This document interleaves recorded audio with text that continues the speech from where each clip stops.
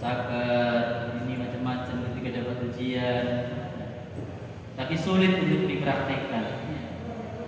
Mudah diucapkan ketika seseorang tidak mengalami langsung musibah. Ketika teman kita dapat musibah, kita akan mungkin mudah untuk menasihati mereka dan sebagainya, kesedihan, kesulitan. Ketika ia mengalami langsung, baru disinilah ujian kita. Ketika kita mendapat ujian langsung dari Allah Subhanahu wa Ta'ala, maka ini memang ujian. Kita diuji oleh Allah Subhanahu wa Ta'ala, apakah kita bisa mengamalkan apa yang selama ini kita sampaikan, kita pelajari, ataukah kita gagal di sesaat ujian.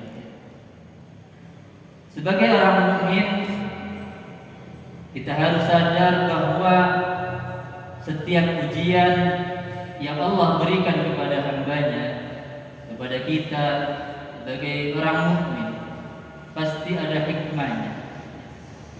Di antaranya disebutkan oleh baginda Nabi Muhammad SAW, kenapa Allah memberikan ujian kepada kita, yaitu idza ahabballahu 'abdan ibtalahu. Ketika Allah Subhanahu wa Ta'ala itu cinta kepada seorang hamba, senang kepada seorang hamba, ibtalahu, niscaya Allah akan mengujinya. Tujuannya apa? Yusma'a tadarru'ahu, untuk mendengar kesungguhan dalam memohon kepada Allah Subhanahu wa Ta'ala, untuk mendengar, untuk membuktikan apakah dia benar-benar menghamba kepada Allah Subhanahu wa Ta'ala. Mereka adalah orang-orang yang dicintai Allah Subhanahu wa Ta'ala.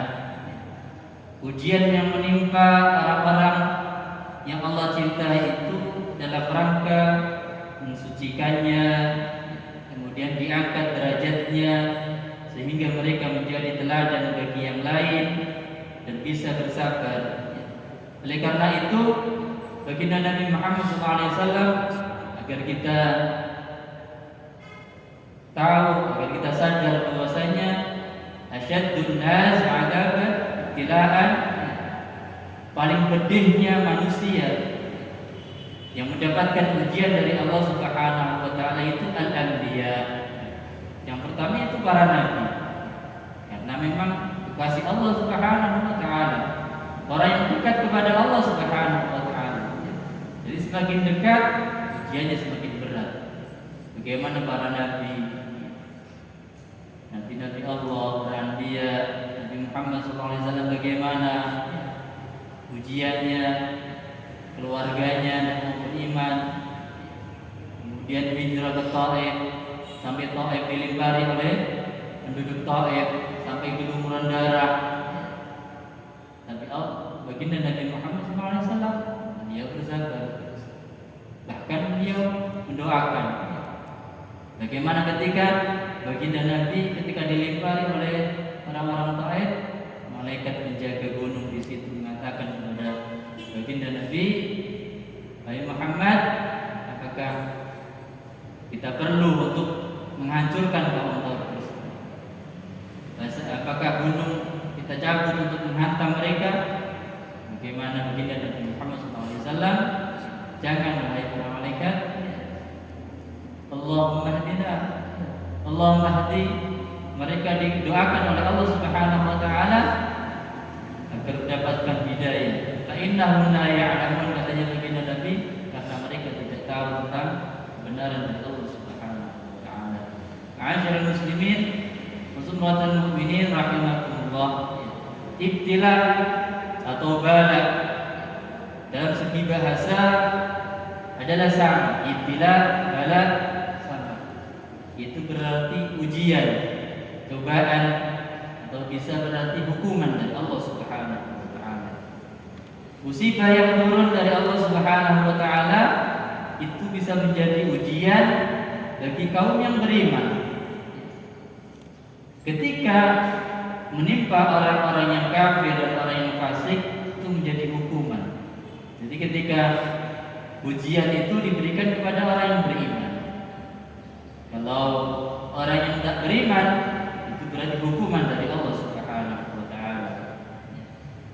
bisa digambarkan bahwasanya ketika kita di sekolah, ujian yang diberikan guru kepada muridnya tidaklah sama dengan hukuman yang diberikan kepada muridnya. Nanti ujian ada hukuman, ada ujian, ada hukuman. Ujian yang diberikan dengan tujuan untuk mengetahui keberhasilan murid, kalau ujian itu diberikan kepada seorang murid agar mengetahui apakah anak ini sudah layak naik. Begitu juga kita diuji oleh Allah Subhanahu wa taala. Apakah kita masih bersabar? Apakah kita masih bersyukur kepada Allah? Apakah kita masih ingat kepada Allah Subhanahu wa taala? Ketika lulus berarti layak kita naik ke derajat selanjutnya. Begitu juga sama ketika ujian kelas 1 lulus berarti naik kelas. Sedangkan hukuman itu diberikan karena kesalahan murid. Ada murid bolos misalkan, merokok misalkan, berbuat salah, dan dihukum oleh Allah Subhanahu wa taala. Dihukum oleh, itu bukan ujian dan hukuman dari seorang guru. Begitulah ketika Allah masih sesuatu kepada orang yang beriman, berarti itu ujian agar kita semakin tinggi derajatnya kepada Allah Subhanahu wa taala, semakin ingat kepada Allah Subhanahu wa taala. Apakah kita bersabar atau bersyukur atas pemberian Allah Subhanahu wa taala. Dalam hadis lain disebutkan bahwasanya ketika seseorang memiliki dua sifat, maka dia akan dicatat oleh Allah Subhanahu wa taala menjadi hamba yang bersabar dan juga bersyukur. Yaitu apa? Katanya baginda Nabi Muhammad SAW, ketika dia dalam urusan akhirat selalu melihat ke atas.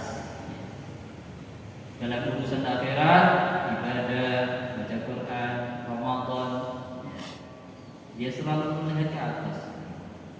Di luar sana masih banyak yang Ramadan, berapa kali hatam Al-Quran, berapa kali sholat sunnah, kita terawih baru 8 kali ataupun 20 kali, sudah merasa bangga. Di luar sana masih banyak orang yang sholat sunnah lebih daripada 100 kali. Sehingga kita memacu diri kita untuk terus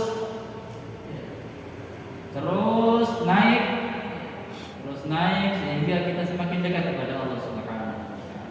Kemudian dalam urusan dunia kita selalu melihat ke bawah, sehingga kita bersyukur. Saya ini kok begini, diuji begini, anak saya begini, ekonomi saya begini. Tapi ketika kita melihat ke bawah, hari ini kita bisa makan, di luar sana banyak orang yang setiap hari tidak bisa makan, harus mengais di tempat sampah dan sebagainya. Sehingga kita bersyukur kepada Allah Subhanahu wa taala dengan ujian yang diberikan oleh Allah Subhanahu wa taala. Ma'asyiral muslimin wa zumratal mu'minin rahimakumullah. Sehingga dalam Al-Qur'an itu ujian dengan kesabaran selalu disandingkan oleh Allah Subhanahu wa taala. Ya ayyuhalladzina amanu ista'inu bis-sabri was-salat innallaha ma'as sabirin. Kemudian lanjutannya itu tentang ujian dari Allah Subhanahu wa taala. Wa la taqulu liman yuqtalu fi sabilil amwat bal ahya walakin la tashkurun. Wa la nabluwannakum. Setelah itu Allah Subhanahu wa taala setelah menjelaskan tentang orang-orang yang sabar, innallaha ma'as sabirin, bahwasanya Allah Subhanahu wa taala bersama orang-orang yang sabar. Baru setelah itu Allah menjelaskan Allah akan memuji orang-orang yang sabar. apakah betul-betul dia sadar? وَلَنَبْلُوَنَّكُمْ بِشَيْءٍ مِنَ الْخَوْفِ وَالْجُوعِ وَنَقْصٍ مِنَ الْأَمْوَالِ وَالْأَنْفُسِ وَالثَّمَرَاتِ. Dan kami pasti akan mengujimu, katanya Allah Subhanahu wa taala, dengan sedikit ketakutan, dengan khauf, ketakutan macam-macam, takut ini dan macam-macam. Wal-ju', kemudian kelaparan, diuji oleh Allah Subhanahu wa taala kelaparan. Wa naqsin minal amwal, kekurangan harta, tidak untung, bangkrut dan sebagainya. Wasamarat, kemudian buah-buahan, penghasilan dan sebagainya. Wa basyiris sabirin. Lalu Allah Subhanahu wa taala mengatakan, sampaikanlah kabar gembira kepada orang-orang yang sabar. Yaitu di sini disebutkan apa itu orang yang sabar? Alladzina idza asabatuhum musibah qalu inna lillahi wa inna ilaihi raji'un. Yaitu orang-orang yang sabar, yaitu orang-orang yang apabila ditimpa musibah, ditimpa ujian oleh Allah Subhanahu wa taala, diberikan ujian oleh Allah Subhanahu wa taala berupa ketakutan, hartanya, anak-anaknya, kebunnya, sawahnya dan sebagainya. Orang-orang ini mengatakan inna lillahi wa inna ilaihi raji'un. Inna lillahi, sesungguhnya kami milik Allah, wa inna ilaihi raji'un, dan kepadanya kami kembali.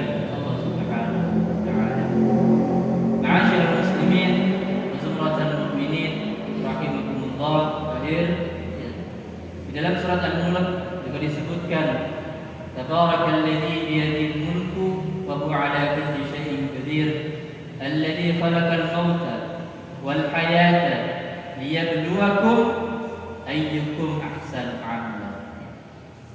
Begitu juga dalam surat Al-Kahfi, Allah Subhanahu wa taala menyampaikan, berfirman di situ, inna ja'alna yabluwakum inna ja'alna fitnatan linnas inna ja'alna fil ardi, bahwasanya Allah Subhanahu wa taala menjadikan bumi ini sebagai hiasan, sebagai perhiasan. Tujuannya apa? Liyabluwakum ayyukum ahsanu amala. Siapa di antara kalian yang paling bagus amalnya, yang paling bagus amalnya, yang paling sesuai dengan syariat baginda Nabi Muhammad SAW. Sudah saya sampaikan bahwasanya Imam Fudail bin Iyad mengatakan ahsanu amala, ini digarisbawahi oleh Imam Fudail bin Iyad, maksudnya yaitu aswabuha wa akhlasuha, yaitu amal yang paling benar dan amal yang paling ikhlas. Sehingga dikatakan bukan aktsar amal, bukan yang paling banyak, tapi yang dilihat oleh Allah Subhanahu wa taala yaitu kualitas dari amal perbuatan tersebut, bukan kuantitas. Itu ahsan amal. Surat Al-Kahfi juga dia ayatku ahsan amal, bukan aktsar, bukan yang banyak amal, bukan yang lebih banyak dan lebih bagus amalnya. Itu maknanya dua, aswabuha wa akhlas. Itu yang paling benar dan juga yang paling ikhlas. Yang benar, paling benar itu maksudnya yaitu amalan yang sesuai tuntunan baginda Nabi Muhammad SAW, sesuai Al-Quran, sesuai Sunnah, sesuai yang diterangkan oleh para ulama-ulama kita. Kemudian akhlasu, yaitu amal yang paling ikhlas. Itu daripada tafsir daripada ihsan. Apalagi kita sudah amal kita sesuai, belajar terus sesuai amal kita dengan apa yang diajarkan oleh baginda Nabi Muhammad SAW. Kemudian kita tambah terus amal kita semakin banyak, sehingga akan mendapatkan pahala yang didapatkan. Mudah-mudahan kita bisa mengamalkan apa yang kita sampaikan ini, menjadi mukmin yang sejati, yaitu ketika setiap situasi apapun Setiap keadaan apapun dia selalu mendapatkan kebaikan, selalu berbuah kebaikan.